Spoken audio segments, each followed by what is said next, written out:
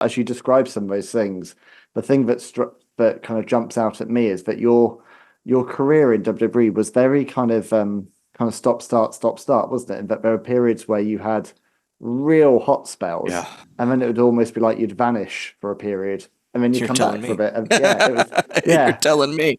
Uh, it was like, man, especially after that first kind of initial run with Finley, and then we did the Vince's son stuff. Then it was like, oh, guest hosting stuff. I did that, which was amazing. It was one of my favorite times. Like, what guest hosts next week, and what am I doing with them? It's Yeah. great. And then but like after DX, it was like nothing, nothing. It was like a random thing here and there, pretty much until the 3MB stuff. Mm, And I talked about that on the latest episode of Going Postal. I was like, I had nothing until 3MB, and it was like a very low part in my career, in my life, my personal life, leading up to the 3MB stuff because I was the heaviest I've ever been, because I was unhappy with life, I was unhappy with them not using me, and I just didn't care, and it was such a low point. But then coming back from that and doing the getting in shape, pushing myself, and really getting in shape because they told me to.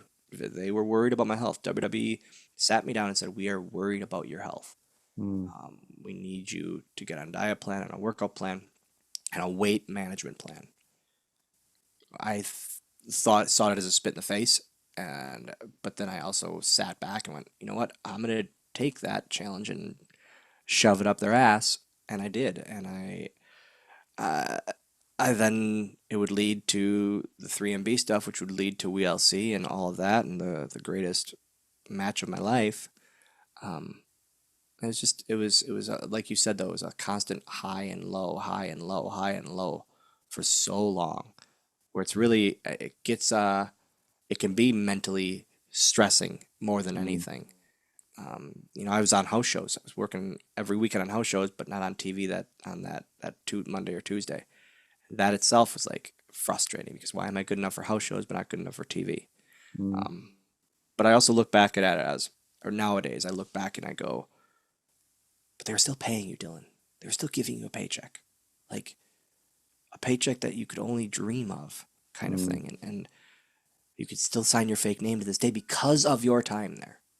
Yeah, but as someone who loves the business and who grew up as a fan, you talk a lot in your book about kind of the weight gain because you're, arriving at a show and you're not being used, but there's catering there, and so just Taking eat. advantage of it because there's something to do. Yeah, Because I don't, also, I'm yeah, pissed off because I'm not on the show and I don't mm, want to watch a show. I don't want to interact with people that are on the show that are booked because it just makes me go, why are you not? mm, Well, the reason you're not is because they don't have an idea for you. That's okay. mm, You can't blame them. In all reality, you can't blame them.